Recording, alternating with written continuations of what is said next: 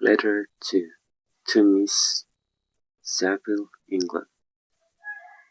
Archangel, 28th March 17. How slowly the time passes here,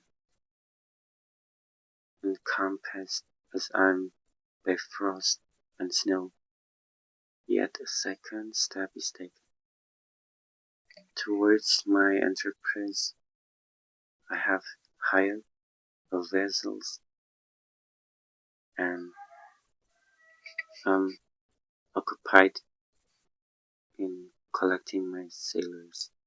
Those whom I have already engaged appear to be men on whom I can depend and are thoroughly possessed of dauntless courage. But I have one want which I have never yet been able to satisfy, and the absence of the object of which I know feel as the most severe evil. I have no friend, Margaret, when I'm glowing with the enthusiasm of success. There will be none of participate my joy. If I'm assailed by disappointment, no one will endeavor to sustain me in dejection. I shall commit my thoughts to paper.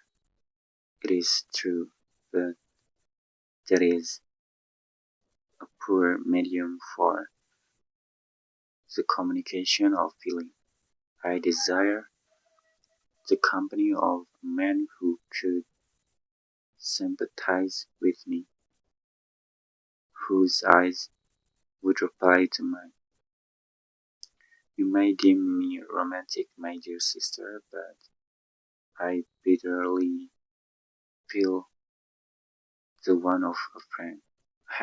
I have no one near me, gentle yet courageous, possessed of a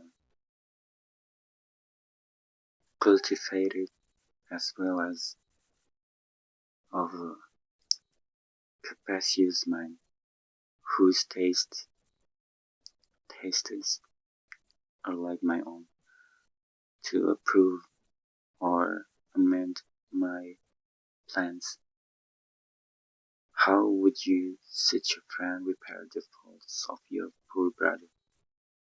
I'm too ardent in execution, and too impatient of difficulties, but it is a still greater evil to me that I'm self-educated. For the first 14 years of my life, I ran wild on a common and breed nothing but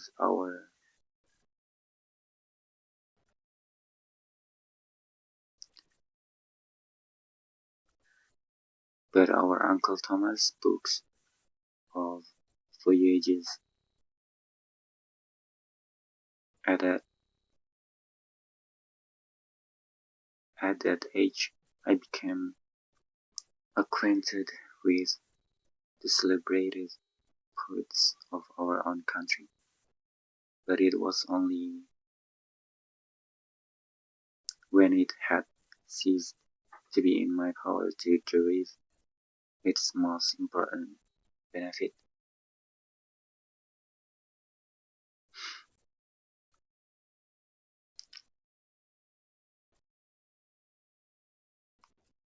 Benefits from such as conviction, conviction,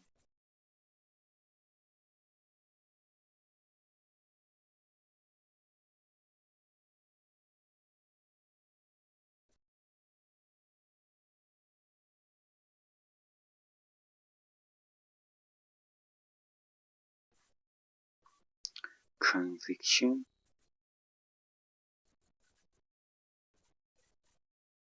that I perceive the necessity of becoming acquainted with more languages than that of my native country. Now I'm 28 and I'm in reality more illiterate illiterate than many schoolboys of 15. It is true that I have thought more and that my daydreams are more extended and magnificent, but they won, as the painter called it, keeping an eye greatly need a friend who would have sense enough to enough not to despise me as romantic, and affection enough for me to endeavor to regulate my mind. Well, these are useless complaints. I shall certainly find no friend on the wide ocean, nor even here in Archangel among merchants and seamen. Yet some feeling unlight to the doors of human nature beat even in these broad bosoms. My lieutenant, for instance, is a man of wonderful courage and enterprise. He is madly desirous of glory, or rather, to word my first, more characteristically of advancement in his profession. He is an Englishman, and in the midst of national and professional prejudices, unsoftened my cultivation retains some of the noblest endowments of humanity. I first became acquainted with him on board a whale vessel. Finding that he was unemployed in this city, I easily engaged with him to assist in my enterprise. The master is a person of an excellent disposition and is remarkable in the sea for his gentleness and the mildness of his discipline. The circumstance, added to his well-known integrity and dauntless courage, made me very desirous to engage in a year's pace in solitude. My best years spent under your gentle and feminine fosterage has so refined the groundwork of my character that I cannot overcome an instant's distaste to the usual brutality exercised on board ship. I have never believed it to be necessary, and when I heard of scenes, which one I lost? Oh my god. I guess the master is a person of an excellent disposition,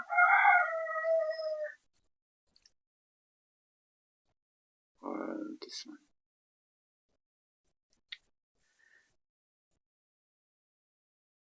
I heard of him first in rather romantic manner from a lady who owes to him the happiness of her life. This briefly is his story. Some years ago, he loved a young Russian lady of moderate fortune, and having amassed a considerable sum in prize money, Through the father of the girl consented to match. He saw his mistress once before the distant ceremony, but she was bathed in tears and throwing herself at his feet, entreated him to spare her, confessing at the same time that she loved another, but that he was poor and that, that her father would never consent to the union. My generous friend measured discipline, and on being informed of the name of her lover, instantly abandoned his pursuit. He had already bought a farm with his money, on which he had designed to pass the remainder of his life, but he bestowed the whole on his rival, together with the remains of his prize money to purchase stock, and then himself solicited the young woman's father to consent to her marriage with her lover. But the old man decidedly refused, thinking himself bound in honor to my friend, who, when he found the father inexorable, quitted his country, nor returned until he heard that his former mistress was married according to her inclination. What a noble fellow! You will exclaim, he is so, but then he is wholly uneducated.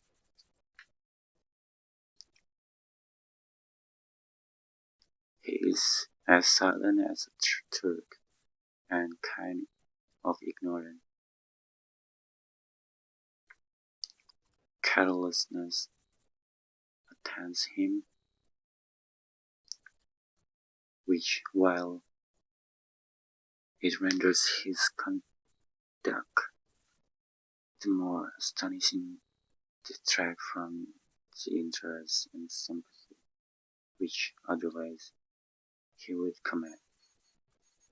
Yet do not suppose, because I complain a little, or because I can conceive consolation for my toils, which I may never know, that I am wavering in my resolutions. Those are fixed as fate, and my voyage is only now delayed until the weather shall permit my embarkation. The winter has been dreadfully suffered, but the spring promises well, and it is considered as a remarkably early season, so that perhaps I may sail sooner than I expected. I shall do nothing rashly, me sufficiently to confide in my prudence and considerateness whenever the safety of others is committed to my care. I cannot describe to you my sensations on the mere prospect of my undertaking. It is impossible to communicate to you a conception, the trembling sensation, half pleasurable and half fearful, with which I am preparing to depart. I am going to unexplored regions, to the land of mist and snow, but I shall kill no albatross. Therefore, do not be alarmed for my safety, or if I should come back to you as worn and woeful as the ancient mariner, You will smile at my illusion, but I will disclose a secret. I have often attributed my attachment to my passionate enthusiasm for the dangerous mysteries of ocean, to that production of the most imaginative of modern poets. There is something at work in my soul which I do not understand. I am practically industries painstaking, a workman to execute with perseverance and labor. But besides this, there is a love for the marvelous, belief in the marvelous